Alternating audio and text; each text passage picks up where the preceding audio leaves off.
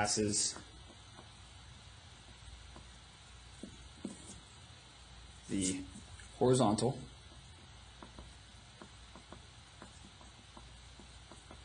line test. Okay, so this function, okay, if it does not pass the horizontal line test, then we're going to have to restrict the domain.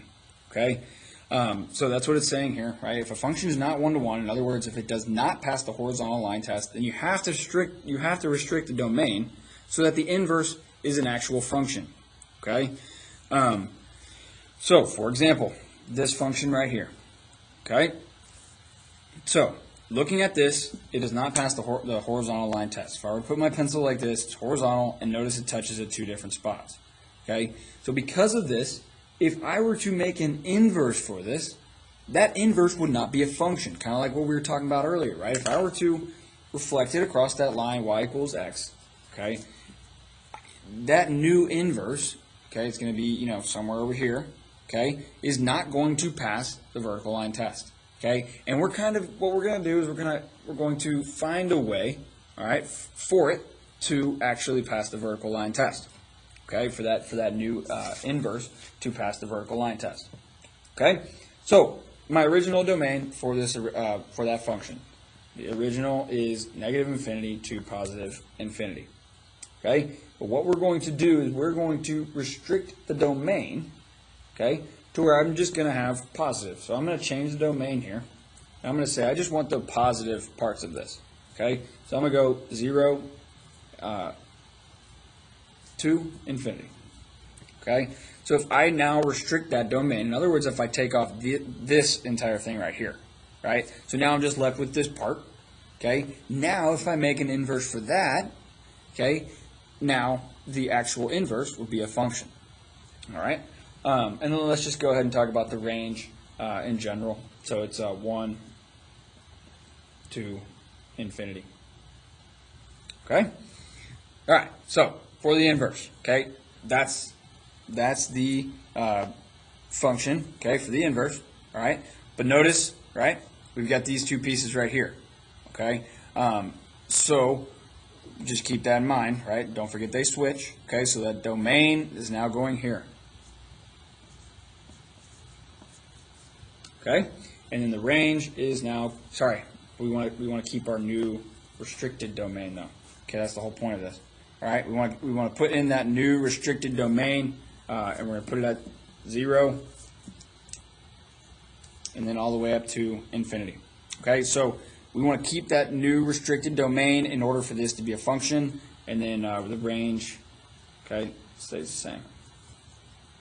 All right, so now this is a function, okay, and just something to keep in mind. What this is this is a function, right, with this domain, okay? So I'm just writing this function, and it exists in that particular domain, okay? And let's go ahead and graph it, okay? It's a square root shifted to the right by 1. So here it is. 2, 4, up 2. Okay, so that's the new, the inverse, okay, of this function, okay, and notice, remember, I had to restrict it, okay, and really, that's where kind of the whole square root thing comes about, right, like, we keep it as a function, and we kind of get rid of that negative part, right, because if we were to just have this entire thing, it actually wouldn't be a function, okay, and so that's why we kind of restrict the square roots when we're talking about it as like a square root function. We restrict out that these negative parts down here, even though in theory those would exist. Okay, but now we've restricted it and kept it at this particular domain. So we're going to go on that. Okay, let's do some more examples of where it is, where we're finding the domain the inverses algebraically. Just because that is one of the bigger pieces of inverse is trying to find, okay, so here's this function, all right, what is the inverse, okay? So let's go ahead and do that down here, all right? So find the inverse of each function and its domain algebraically. So let's go ahead and start with the domain and the range, okay, for this particular one. All right, so in my head, I'm seeing square root, okay, so I know my domain is restricted here, okay, it doesn't take up the entire domain, and the way that we can do that, okay, there's a couple different ways to do this. One, we could think about the graph, okay, what the graph would look like in that situation, okay, or we can do it algebraically, right? One way, let's go ahead and do it that way, just to maintain the algebraicness of it.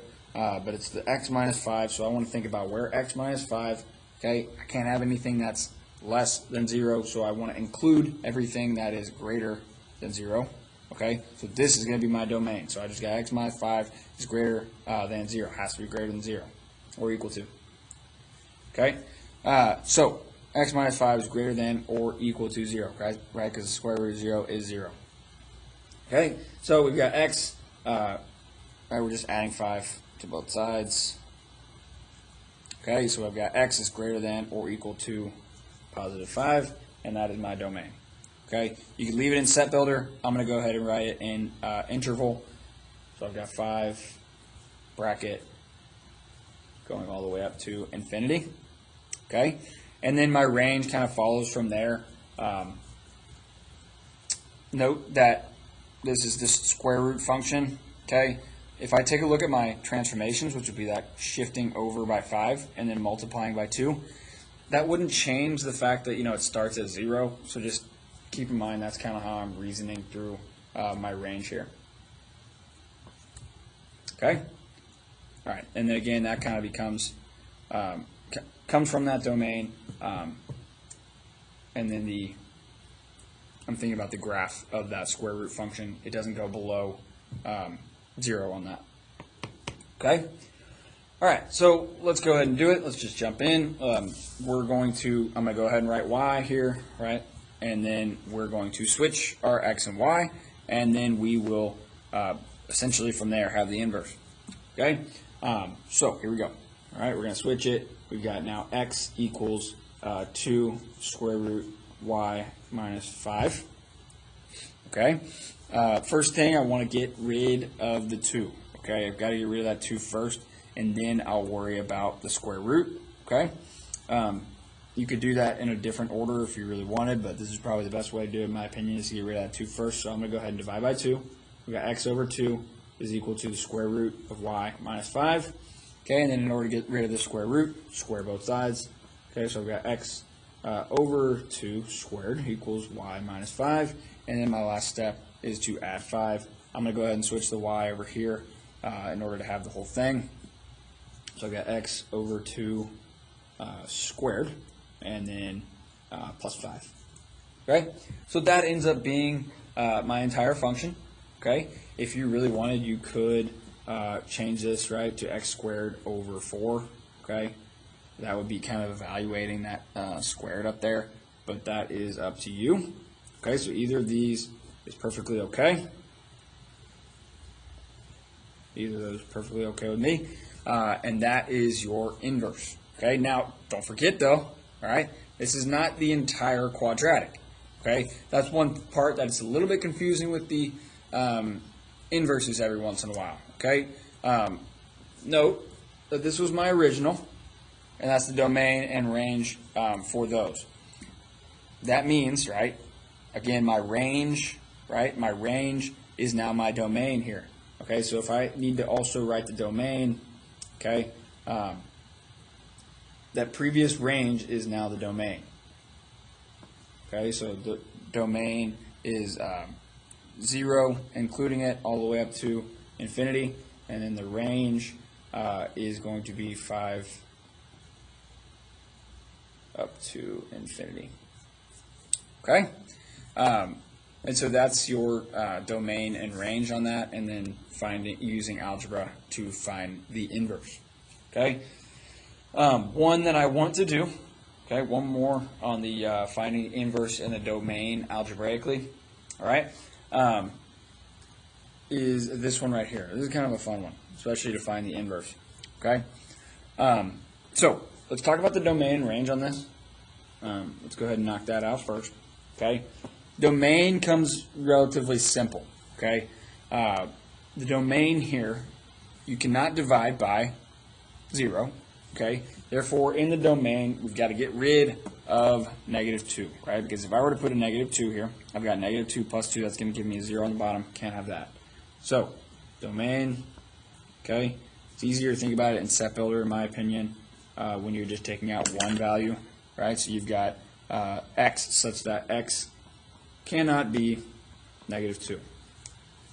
Okay, now this next one, we could get into why it's the case, but for now, the range, okay, the range here, all right, it can't be +1. Okay, it can't be +1. Now, kind of the reason, just quickly, if we think about what's happening when we go to infinity and negative infinity, okay? So as x goes all the way to infinity, right, you end up getting something that's very close to infinity, right? As x goes to infinity, infinity plus 1, okay? I know that's a little bit of a weird concept, but that's still infinity, okay? And then infinity plus 2 is still infinity. So as we go, as x is all the way, kind of, we're thinking about what's happening at infinity, it gets super, super close to 1, but infinity over infinity is an undefined number, okay? So that's the kind of, went off way on a tangent there, but that's why this goes to 1 but doesn't touch 1, okay? And that's why you have that horizontal asymptote. And we'll get into a little bit of that with rational functions when we get there. Anyways, that's some fun stuff. But let's go ahead and rewrite this. Okay, so this is y is equal to x plus 1, okay, over x plus 2. Okay, now in order to find the inverse, okay, first step, remember we're going to switch our x and y. Therefore, this is x is equal to y plus 1 over y plus 2. I'm going to need a little more space. Okay. All right. And then now we solve for y. Okay, so a little bit funky here, right? You got to kind of get a little creative. But my first step is kind of instinctually, right, is I want to get rid of that dividing right there. So let's just multiply both sides by y plus 2.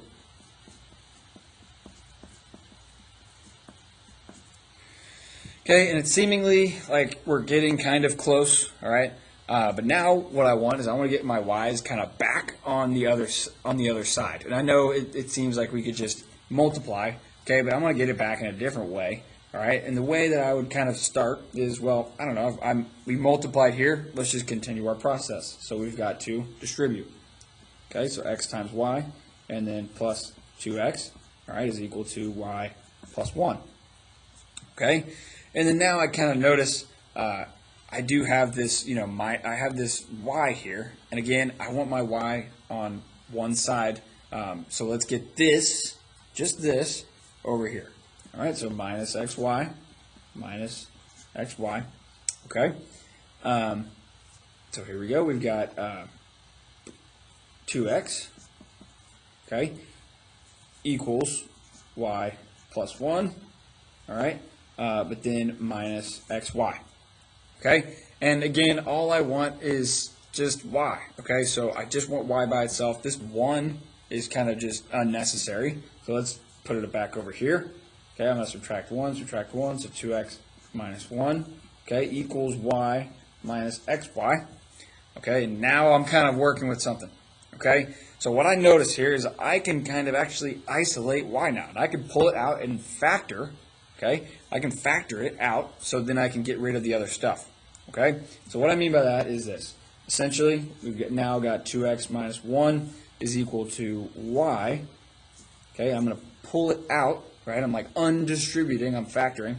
Okay, so y, well, what times y will give me y? That's 1. And then I've got a minus. And then what times y will give me xy? Well, that's x.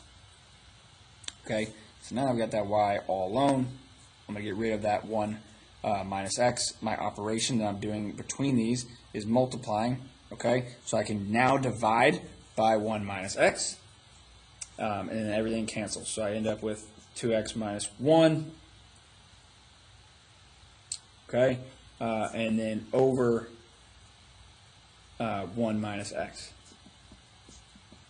okay, equals y. All right, and yeah, okay. So we now have our inverse. Okay, with the domain and range restricted. Okay, the domain, right? Just to reference what we had earlier. Okay, the original, right? The original range is my now domain. So now, and this makes sense if you think about it, right? Now my domain can't be 1, and then my range can't be -2. Again, oops, flip-flopped from what we had earlier over here. All right, so they're just changed. We just had to rewrite x and then flip-flop them.